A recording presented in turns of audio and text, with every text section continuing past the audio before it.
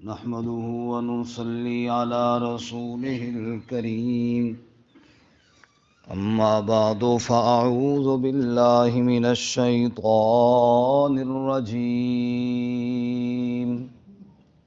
بسم الله الرحمن الرحيم ولقد آتينا داود منا فضلا يا جبال أوبي معه والطير وألنا له الحديد أن اعمل سابغات وقدر في السرد واعملوا صالحا إني بما تعملون بصير ولسليمان الريح غدوها شهر ورواحها شهر وأصلنا له عين القطر ومن الجن من يعمل بين يديه بإذن ربه ومن يزغ منهم عن أمرنا نزقه من عذاب السعير يعملون له ما يشاء من محاريب وتماثيل وجفان كالجواب وقدور الراسيات اعملوا آل داود شكرا وقليل من عبادي الشكور فلما قضينا عليه الموت ما دلهم على موته إلا دابة الأرض تأكل من سأته فلما خر تبينت الجن أن لو كانوا يعلمون الغيب ما لبثوا في العذاب المهين وَلَقَدْ آتَيْنَا دَاوُودَ مِنَّا فَضْلًا اور یقیناً ہم نے داؤد علیہ السلام کو اپنی طرف سے فضل عطا فرمایا یا جبال اوبی معہ والطیر اے پہاڑوں تسبیح بیان کرو اس کے ساتھ اور اے پرندوں وَأَلَنَّا لَهُ الْحَدِيدَ اور نرم کیا ہم نے اس کے لیے لوہا ان اعمل سابغات یہ کہ بنا زرہیں وقدر فی السرد اور اندازہ مقرر کر کڑیوں میں وعملوا صالحا اور عمل کرو اچھے انی بما تعملون بصیر بے شک میں جو تم عمل کرتے ہو اس کو دیکھنے والا ہوں وَلِسُلَيْمَانَ الرِّيحِ اور سلیمان علیہ السلام کے لیے ہوا یعنی ہوا کو تابع کیا غدوها شہر ورواحها شہر صبح کو ان کا 1 مہینہ اور شام کو 1 مہینہ وَأَصَلْنَا لَهُ عَيْنَ الْقِطْرِ اور بہایا ہم نے ان کے لیے تانبے کا چشمہ وَمِنَ الْجِنِّ اور جنوں میں سے من یعمل بین یدیہ جو عمل کرتے تھے ان کے آگے بِإِذْنِ رَبِّهِ اپنے رب کے حکم کے ساتھ وَمَن یزغ منہم اور جو کوئی روگردانی کرتا ان میں سے عن امرنا ہمارے حکم سے نذقہ من عذاب السعیر ہم چکھاتے اس کو جلنے کا عذاب یعملون له ما یشاء وہ بناتے اس کے لیے جو وہ چاہتا من محاریب محلات و تماثیل اور صورتیں و جفان کالجواب اور لگن تالاب کی طرح و قدور الراسیات اور دیگیں چولوں پر چڑھی ہوئیں اعملوا آل داود شکرا عمل کرو اے آل داود شکر والے وقلیل من عبادی الشکور اور بہت تھوڑے ہیں میرے بندے جو شکر گزار ہیں فلما قضینا علیہ الموت پس جب فیصلہ کیا ہم نے ان پر موت کا، ما دلہم علی موتہ الا دابۃ الارض، نہ رہنمائی کی ان کی موت پر مگر زمین کے کیڑے یعنی دیمک نے، تأکل من ساتہ جو کھاتا تھا ان کی لاٹھی کو، فلما خر پس جب گر پڑے، تبینت الجن تب ظاہر ہوا جنوں کے لیے، اللہ کانوا یعلمون الغیب اگر وہ جن غیب جانتے ہوتے، ما لبثوا فی العذاب المہین نہ مبتلا ہوتے رسوا کن سزا میں۔ سبحان ربک رب العزت عما یصفون وسلام علی المرسلین والحمد للہ رب العالمین۔ اللہم صل علی محمد وعلی آل محمد کما صلیت علی ابراہیم وعلی آل ابراہیم انک حمید مجید۔ اللہم بارک علی محمد وعلی آل محمد کما بارکت علی ابراہیم وعلی آل ابراہیم انک حمید مجید۔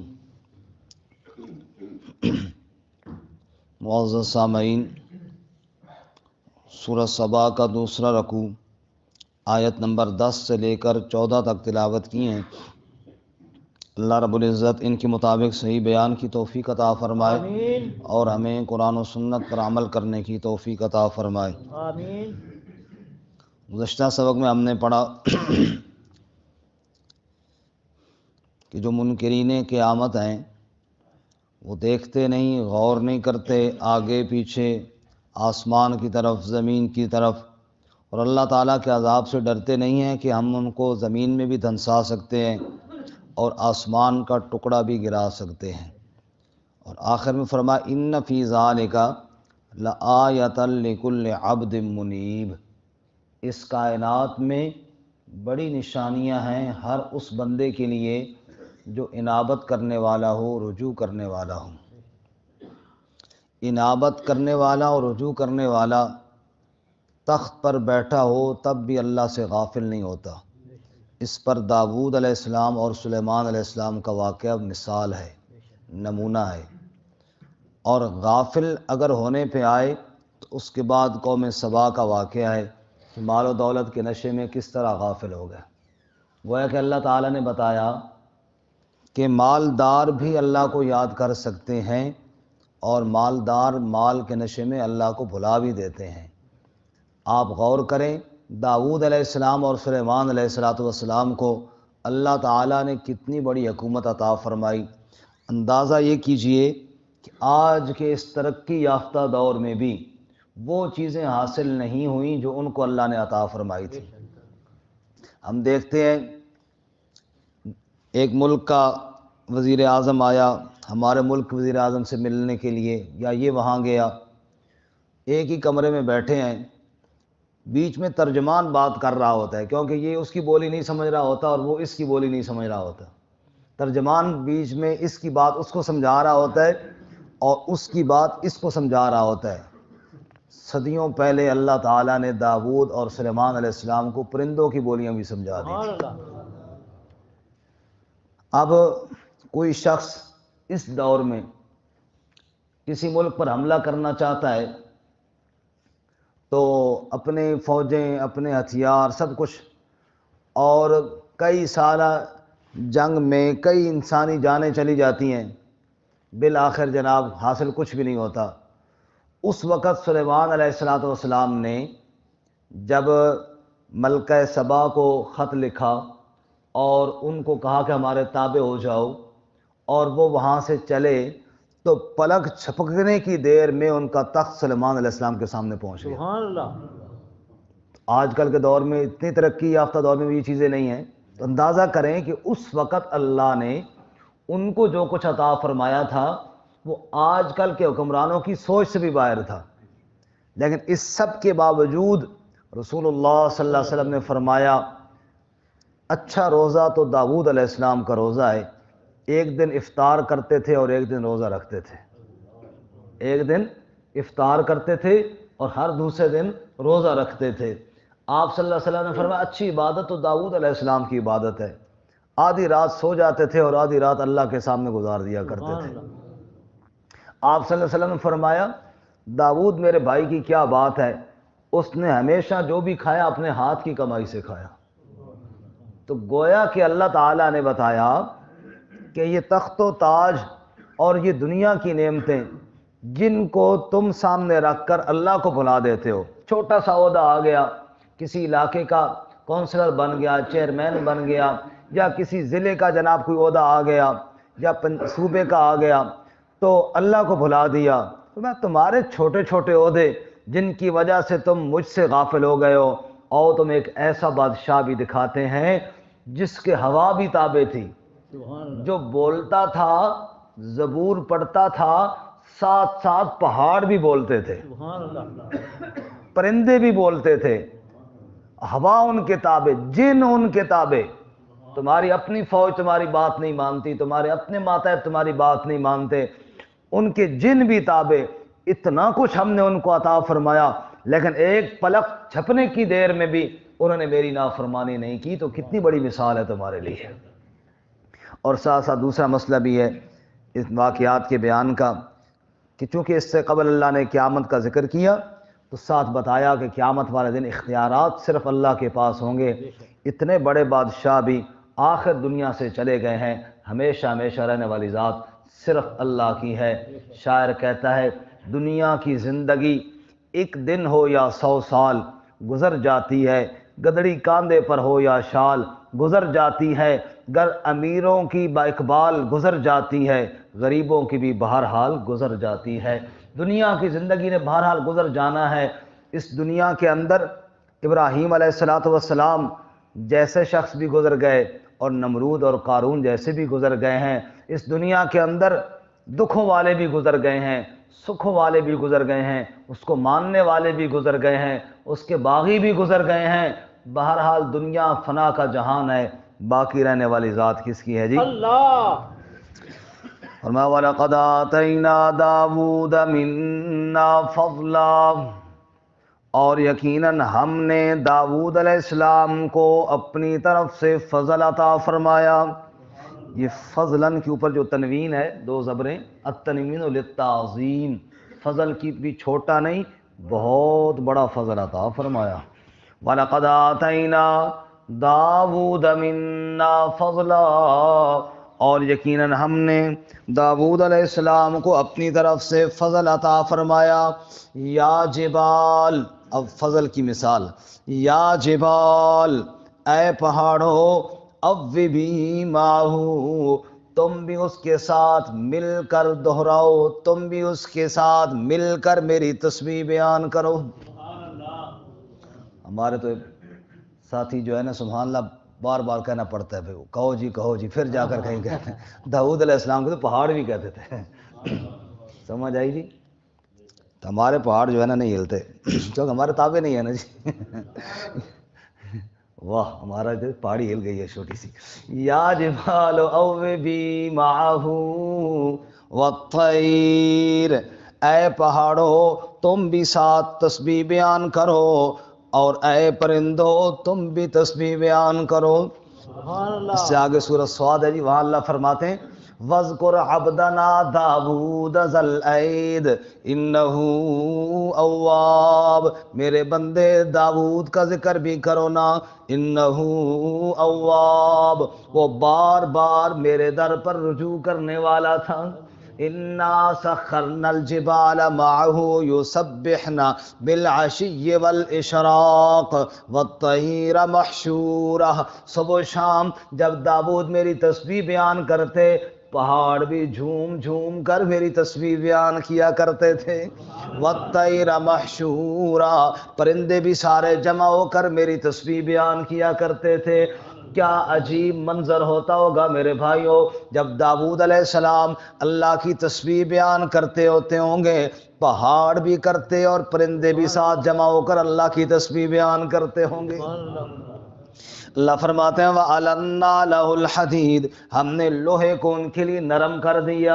جیسے گوندا ہوا آٹا یا موم جو چاہتے اس سے بنا لیتے. ان اعمل سابغات، ہم نے کہا زرہیں بناؤ. اتنا بڑا بادشاہ ہے لیکن زرہیں اپنے ہاتھوں سے بنا رہا ہے. وقدر فی السرد، اور زروں کی کڑیاں بالکل مقدار میں رکھو. ایسے نہیں کہ ایک کڑی چھوٹی اور ایک کوئی بڑی. لوگ کہیں اچھا داؤد نے بنائی ہے، وہ جی اسی کاریگر نہیں ہے نا تب صحیح نہیں بنائی. اللہ نے کہا میرے داؤد صحیح خوبصورت کر کے بناؤ.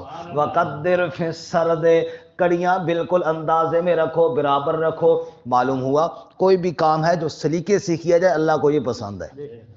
کپڑے سینے ہیں، یہ نہیں جناب ایک لد لمبی تو دوئی چھوٹی، شلوار کی ایک سائڈ لمبی اور ایک فرمایا نا قدر فی السر، جیسے کڑیے میں ایک لباس ہے نا، جنگی لباس ہے، آہنی لباس ہے، برابر ہونا چاہیے. جو بھی کام ہو سلیقے سے ہونا چاہیے، بے ڈھبا بے ترتیبہ کام اللہ کو پسند نہیں. وقدر فی السرد، کڑیاں برابر رکھیے. وعملوا صالحا، اور عمل اچھے کیجئے. توجہ کرنا جی، پیچھے اللہ نے حکم دیا زینے بناؤ، کڑیاں درست رکھو اور عمل اچھے کرو. معلوم ہوا جتنی کمائی حلال کی ہوگی اتنے اعمال اچھے ہوں گے، اور جتنی کمائی مشکوک ہوگی اتنے اعمال کیا ہوں گے؟ مشکوک ہوں گے. سورۃ مؤمنون میں اللہ فرماتے ہیں نا یا ایھا الرسل کلوا من الطیبات واعملوا صالحا، اے رسولو پاکیزہ چیزیں کھاؤ اور عمل اچھے کرو. معلوم ہوا اچھے اعمال کا تعلق حلال کمائی سے ہے. اگر کمائی حلال نہ ہوگی اچھے اعمال کی توفیق نہیں ہوگی. مشہور واقعہ ہے کہ ایک بندہ جا رہا تھا، اس نے کہا یار ادھر روکتے گاڑی روکو، ٹیکسی والے سے کہا نماز پڑھ لیں. وہ جی بعد میں پڑھ لینا. اس نے کہا آپ نے نہیں پڑھنی؟ پڑھنی ہے جی بس کبھی پڑھ لیتے ہیں. اس نے کہا بھائی دیکھو یا تو آپ مسلمان نہیں ہیں. اس کا نہیں میں تو مسلمان ہوں. اس نے کہا پھر آپ کی کمائی حلال نہیں ہے. اس لیے نماز کا وقت بھی ہے، مسجد کے پاس سے بھی گزر رہے ہیں اور مسئلہ بھی کوئی نہیں، مجبوری بھی کوئی نہیں، پھر بھی آپ نہیں پڑھتے. دو باتیں ہیں، ایک تو وہ آدمی جو بالکل نعوذ باللہ نماز کا قائل ہی نہیں، وہ نہیں پڑھتا، یا قائل تو ہے لیکن اس کی کمائی میں کیا ہے وہ حرام شامل ہو گیا ہے اور حرام کی وجہ سے اللہ اس کو اپنے سامنے جھکنے نہیں دیتے. اس لیے اللہ ہم سب کو حلال کھانے کی توفیق عطا فرمائے، لقمہ حرام سے اللہ ہم سب کی حفاظت فرمائے. وقدر فی السرد وعملوا صالحا، اور عمل بھی اچھے کرو. انی بما تعملون بصیر، بے شک جو تم عمل کرتے ہو میں اس کو دیکھنے والا ہوں. وَلِسُلَيْمَانَ الرِّيحَ، اور پھر ہم نے داؤد علیہ السلام کو بیٹا دیا تو حضرت سلیمان علیہ السلام جیسا.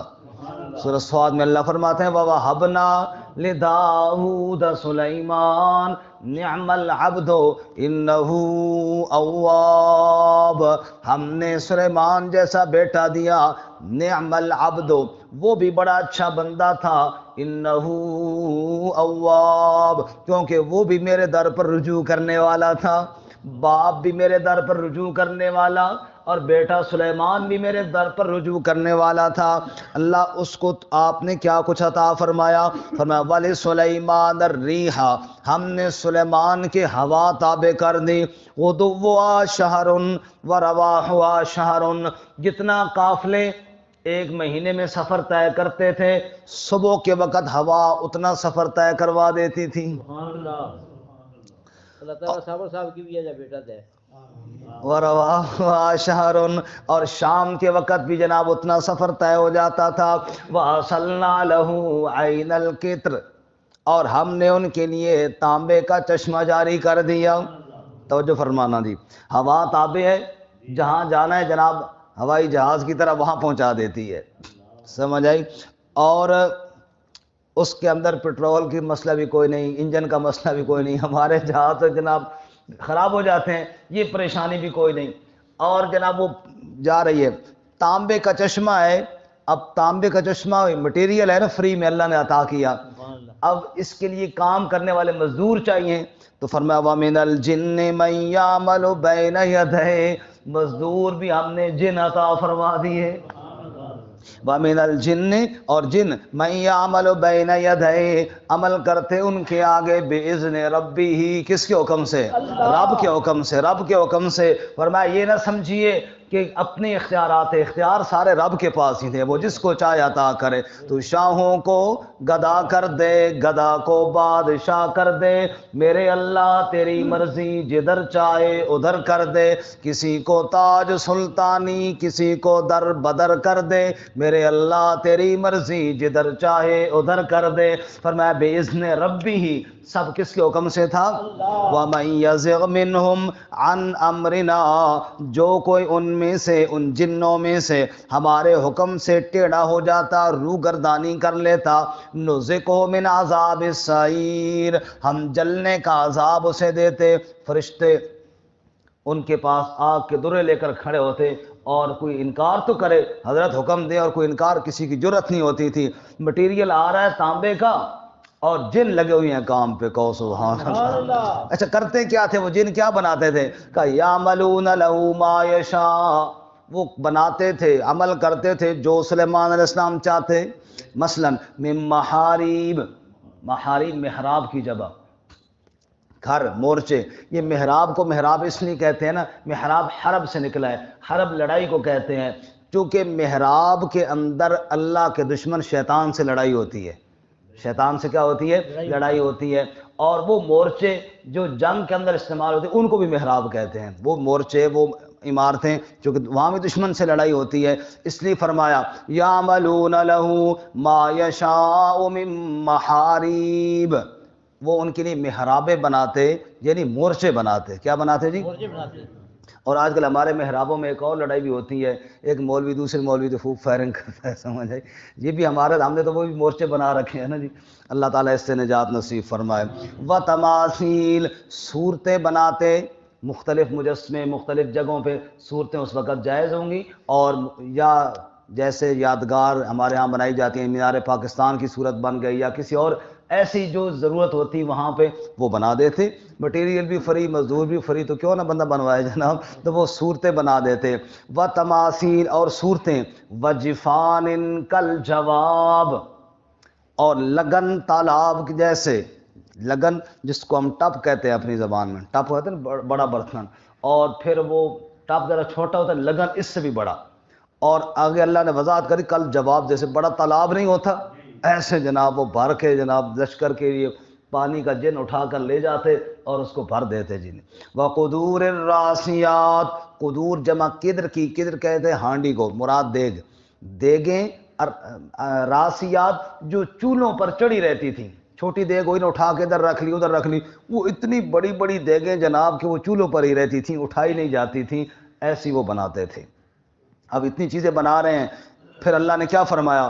اعملوا آل داود شکرا، اے آل داود اللہ کا شکر ادا کرو، جس اللہ نے یہ جن تابع کیے، ہوا تابع کی، یہ سب کچھ لیا، شکر بھی اس کا ادا کرو۔ اور ساتھ فرمایا وَقَلِيلٌ مِّنْ عِبَادِيَ الشَّكُورُ، سنو لوگو میرے شکر کرنے والے بندے تھوڑے ہوتے ہیں، شکر کرنے والے بندے، اللہ ہمیں شکر کرنے والا بنائے۔ آمین۔ ایک بزرگ سے کسی نے پوچھا کیسی طبیعت ہے؟ اس نے کہا طبیعت کیا بتاؤں، اللہ کی نعمتیں کھا کھا کے دانت بھی گر گئے، لیکن زبان ابھی تک ناشکری کر رہی ہے، زبان سے کبھی شکر کا کلمہ نہیں نکلا۔ اللہ ہمیں شکر ادا کرنے کی توفیق عطا فرمائے۔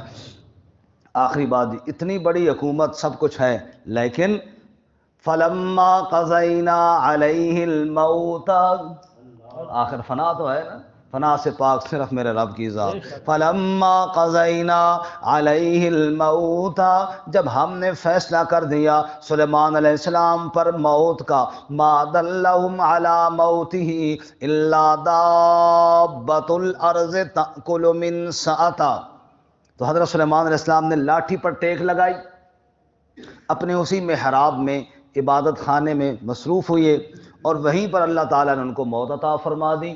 اب جنات یہ سمجھ رہے ہیں کہ حضرت ابھی دیکھ رہے ہیں، نگرانی کر رہے ہیں، وہ ڈر کے مارے کام میں لگی ہوئی ہیں، حضرت وفات پا چکے ہیں، لاٹھی کو دیمک نے کھایا، حضرت نیچے گر گئے، جب حضرت نیچے گرے تو تب جنوں کو پتہ چلا کہ حضرت تو وفات پا چکے ہیں۔ اللہ کہتے ہیں اوے لوگو میرے سلیمان کا عروج دیکھو اور پھر دنیا سے جانا بھی دیکھو۔ معلوم ہوا جتنی بڑی سلطنت کیوں نہ ہو آخر اس نے چھن جانا ہے اور ختم ہو جانا ہے۔ اس سلطنت میں اس طرح رب کو یاد کرو جیسے سلیمان یاد کیا کرتا تھا۔ اور دوسری بات جاتے جاتے اللہ نے یہ بھی سمجھا دی، لوگ کہتے تھے جنوں کو بڑا غیب پتہ ہے جی، فلانے آدمی کے جن تابع ہیں جی، وہ ساری خبریں بتا دیتے ہیں۔ اللہ فرماتے ہیں چھوڑو غیب کسی کو کیا پتہ ہوگا، سامنے سلیمان علیہ السلام تھے، ان کو تو یہ بھی پتہ نہ چلا کہ حضرت وفات پا چکے ہیں یا نہیں پا چکے ہیں، سب کچھ جاننے والا کون ہے جی؟ اللہ۔ کتنا عرصہ لاٹھی پر رہے اس کی وضاحت کوئی قرآن و سنت میں نہیں ہے، مشہور ہے 6 مہینے کا قول بھی ہے، سال کا بھی قول ہے، لیکن دونوں جو ہیں یہ مضبوط باتیں نہیں ہیں۔ واللہ تعالی عالم بالصواب، جتنا وقت بھی رہے بہرحال اللہ تعالیٰ نے ان کو اس طرح موت عطا فرمائی۔